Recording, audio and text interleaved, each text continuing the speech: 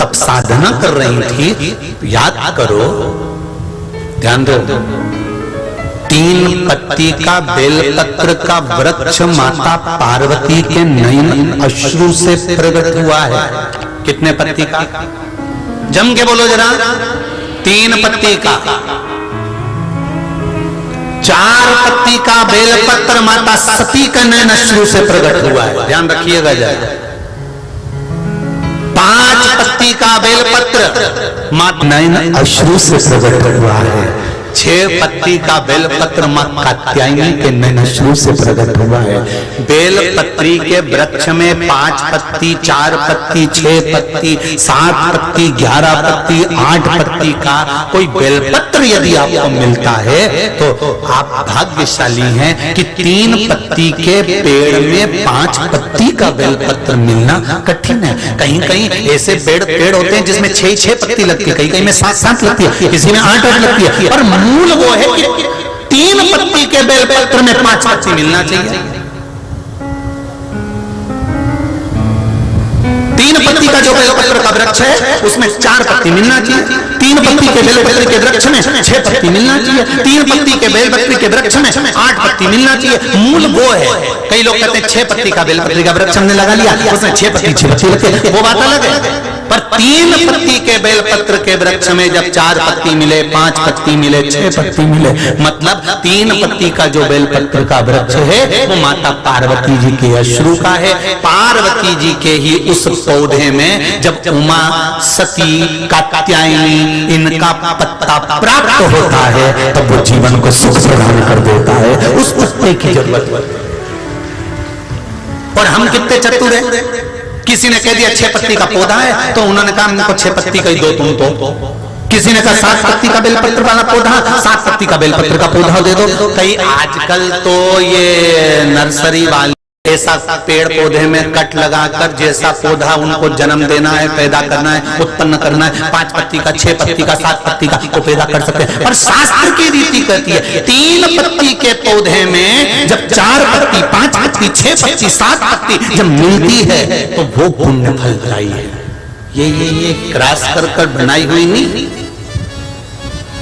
जैसे देसी गाय और जर्सी गाय अंतर है कि नहीं? अरे बोलो तो जम के है। जर्सी गाय का कितना ही दूध पी लो कहीं फायदा हो,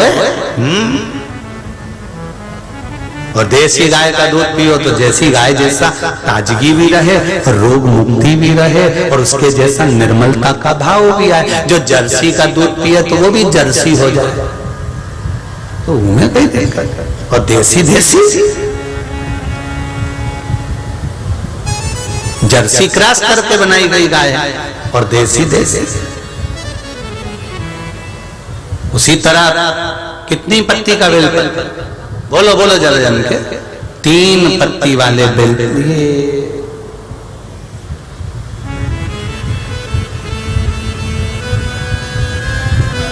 3 पत्ती का बेलपत्र। अब इस वृक्ष में, इस पौधे में अगर 4 पत्ती का मिल जाए, 5 पत्ती का मिल जाए, कहीं किसी को मिलता है, ऐसा नहीं कि नहीं मिलता हो। किसी को 6 पत्ती मिल जाए, किसी को 7 पत्ती मिल जाए, तो फिर समझ लो कि आज मेरे को 4 पत्ती के रूप में सती माँ मिल गई है, 5 पत्ती के रूप में मुझे उमा माता मिल गई है, 6 पत्ती के रूप में मुझे माँ कात्यायनी प्राप्त हो गई है, 9 पत्ती के रूप में मेरी 9 देवियां प्रकट हो गई हैं।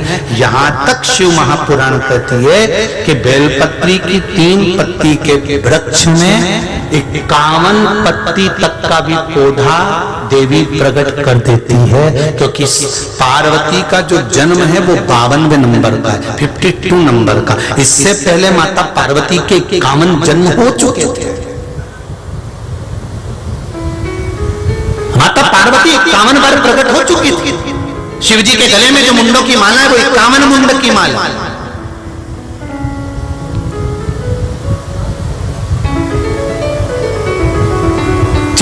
पत्ती का जब बेलपत्र मिलता है तो 4 पत्ती के बेलपत्र को शंकर जी पे चढ़ाकर 1 लोटा पानी नहीं चढ़ाया जाता। 4 पत्ती का अगर बेलपत्र शिव को चढ़ाया जाता है तो 4 लोटा जल शिव को समर्पित करा जाता है। फिर उस बेलपत्र को उतार कर अशोक सुंदरी वाली जगह पर रखा जाता है। फिर वहां पर 1 आचमनी जल समर्पित करा जाता है। फिर वो 4 पत्ती के बेलपत्र को उठाकर नंदीश्वर के चरण के पास रखा जाता है। वहां 1 मूंग का दाना समर्पित करा जाता है। फिर उस बेलपत्री को लाकर घर में बरकत के रूप में रखा जाता है। तब वो लक्ष्मी बढ़ाना प्रारंभ करता है। कोई ऐसे ही क्रम नहीं हो जाता कि मिल गया और तुमने रख दिया, उसका क्रम अलग अलग है। 5 पत्ती का बेलपत्र ऊपर जो जलाधारी टंगी होती है उस जलाधारी है शिवलिंग पर चढ़ाया जाता है। मात्र 1 लोटा जल 5 पत्ती के बेलपत्र पर चढ़ता है और 5 पत्ती का बेलपत्र दरवाजे पर खड़े होकर भगवान शंकर के गण भृंगी का स्मरण कर कर, श्रृंगी का स्मरण कर कर उसको लाकर बरकत में रखा जाता है। 5 पत्ती 6 पत्ती का बेलपत्र मिलता है तो उसको नंदी पर पहले समर्पित कर कर फिर शिव के द्वार पर शंकर भगवान पर समर्पित किया जाता है। फिर 1 लोटा जल समर्पित कर कर 1 चावल का दाना चढ़ाकर उस बेलपत्री को लाया जाता है, बरकत स्थान पर रखा जाता है। 7 पत्ती का बेलपत्र मिलता है, उसका नियम अलग। 7 पत्ती के बेलपत्र को बेलपत्र के वृक्ष के नीचे ही शिवलिंग का निर्माण कर कर पूजन किया जाता है और वहां पूजन कर कर 7 पत्ती के बेलपत्र को शिव को चढ़ाकर फिर अपने घर में रखा जाता है।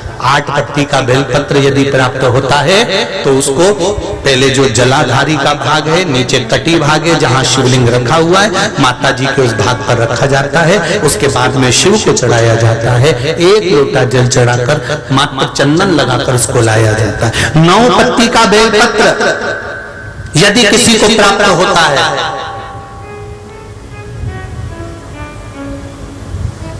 कभी मौका मिले ना तो देखो, अब सीहोर में कभी कथा हुई तो आपको 1 पत्ती से लेकर 21 पत्ती तक के बेलपत्र का दर्शन, 3 पत्ती वाले वृक्ष से ही जो पत्तियां प्रकट हुई हैं, 1 से लेकर 21 तक के पत्ती के दर्शन आपको सीहोर जब कथा रहेगी कभी तो ऑनलाइन कथा में हम खुद व्यासपीठ से दर्शन कराएंगे कि इतने पत्ती तक के भी बेलपत्र का दर्शन होता है।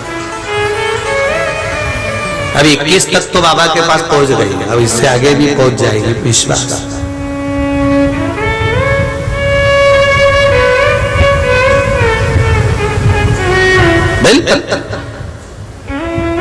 उसका पूजन आपको अगर मिले 4 पत्ती का बेलपत्र तो आप ये परली बैजनाथ की कथा कौन से दिन की है?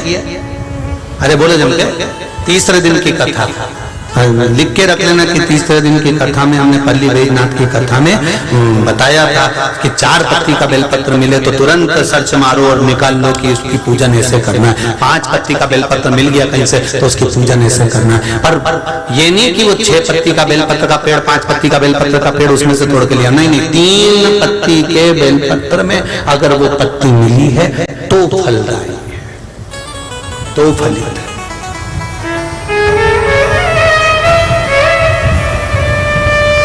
अंतर देखना है और अच्छे से समझ लो।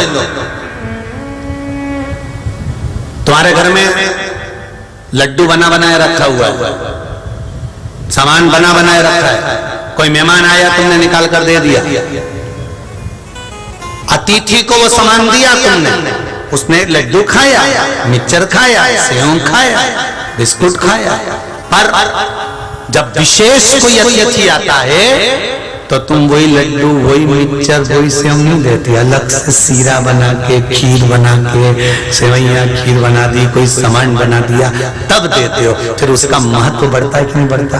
क्या अतिथि मुख्य आया। उसी तरह 3 पत्ती के वृक्ष में, बेलपत्री के वृक्ष में, 3 पत्ती के बेलपत्री के वृक्ष में जब 4 पत्ती, 5 पत्ती, 6 पत्ती, 7 पत्ती, 8 पत्ती बेलपत्री की जब प्राप्त होती है तो वो फल फल करता है, उसका सुख दूसरा। उमापति रखियो सारी दुनिया छोड़ के भोले, सारी दुनिया छोड़ के भोले आ गई तेरे पास।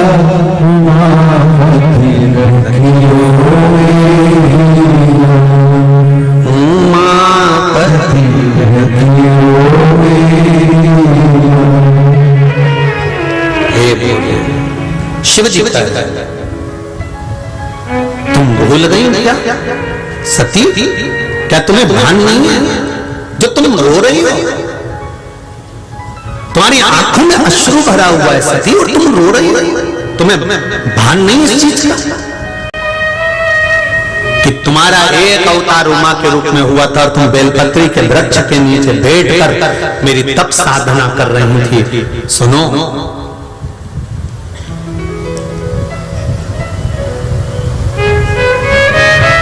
जोड़िए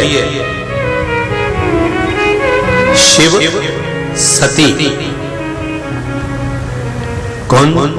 शिव, जम के बोलो, शिव के साथ सती, शंकर के साथ पार्वती, उमा के साथ महेश, उमा के साथ महेश।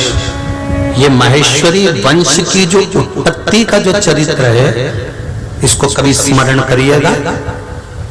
स्कंद पुराण जो अंधेरी में माहेश्वरी समाज द्वारा करवाई गई थी उसमें इसका पूरा वर्णन करा गया। यूट्यूब पे डली 5 दिन की कथा बाकी थी, उसमें से निकालना, शायद चौथे दिन या 5वें दिन इसका पूरा वर्णन करा माहेश्वरी समाज की उत्पत्ति का। शिव के साथ में जम के बोलो कौन है? सती। शंकर के साथ पार्वती, उमा के साथ महेश।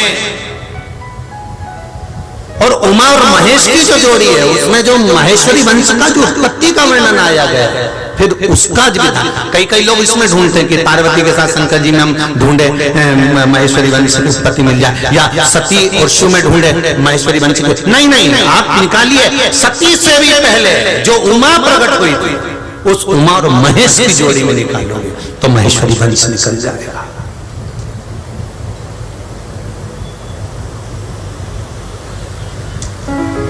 अब ढूंढ रहे हो पार्वती के वंश में, ढूंढ रहे हो सती के वंश में, तो वहां का मिलने वाला उमा महेश वंश का।